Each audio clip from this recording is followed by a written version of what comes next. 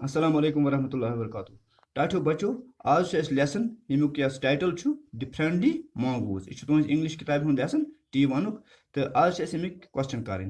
गोडनिक question छु why did the farmer bring a baby mongoose into the house. अम क्या ओन ये फार्मर ये नूल बच्चे घर।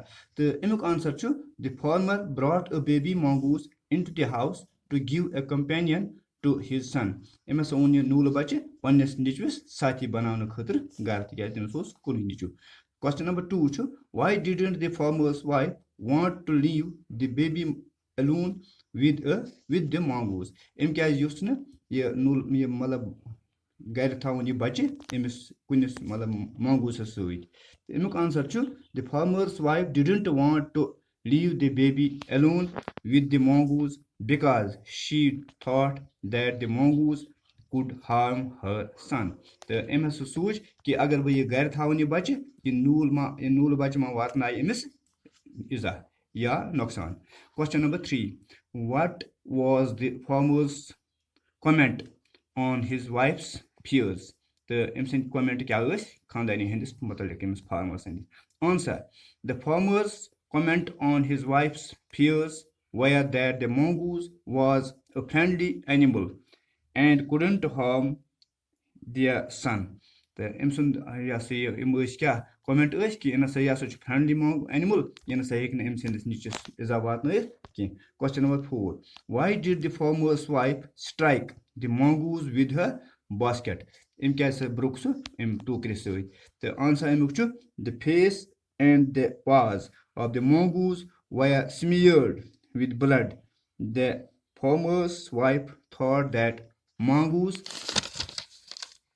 had killed her son, so she struck the mongoose with her basket। ये अमिस नूर बचस वुच क्या पाज तो बे यह वुचित खून सत भरित पाज तो बे अम सुंद यह फेस तो अमिस बसान कि अम सुंद लड़का मोरमुत मगर अम सुरफा सत जंग कोर्मुत अम सुंद नीचू बचोमुत तो अम मोर यह पन्ने बास्केट से अम टोकर सत यथ मज सब्जी।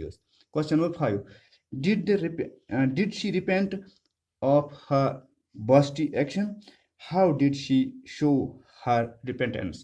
तो अम कित कन सो रिपेंट मतलब अथ एक्शन मुतलिक। Answer she repented of her basti action। she touched the mongoose and stared long at it। she kept on crying। अम पत् ब्याक question write the conjugation of the following verbs। conjugation लिखन conjugation गो continuity। stop अमुक क्या गड अमुक first form second form third form of verb. गोडनिक स्टॉप अत stopped तो अम पत् यह conjugation अमिच stopping पिंग न कह पिंग जी साइलेंट रोजान last. lived living grow grew grown growing slept sleeping waited waiting screamed screaming cried crying see saw seen seeing rocked rocking finished finishing। अम पे क्या question fill in the blanks. अत word दिथ यमो वर्डो सत या यमो यह वर्डो सत बरन यम सेंटेंस। गोडनिक वर्ड एंडेंजर्ड दोयम सेव त्रेयम रॉक्ड चूरम स्मेयर्ड पंचम फेथफुल शेयम वीक्ड। अम पे फिल इन द ब्लैंक्स।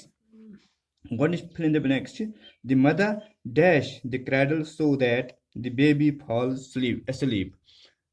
अत रॉक्ड पे दोयम the body of the mongoose was dashed with blood अत smeared।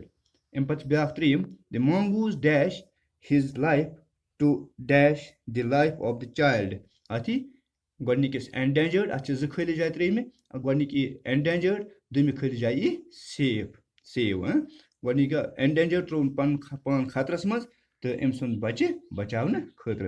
तो चूरम the farmer's wife accused mongoose of being a dash animal अति wicked animal wicked गो कमीन।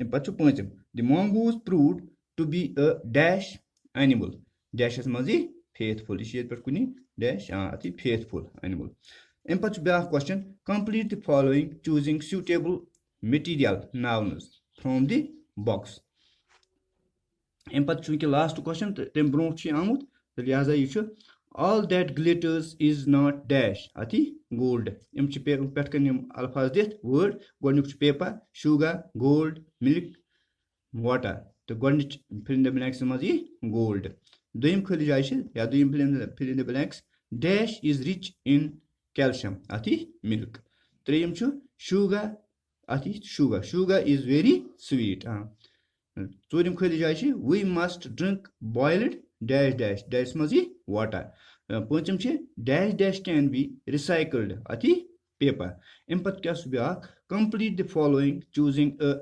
suitable collective noun गो पता collective noun गो यह प्लूरल खतर इस्तेमाल अक्सर करना टीम प्लूरल नाउन तो यह क्या जमा मतलब वन टीम यह collective noun team crew orchard library school swarm herd bucket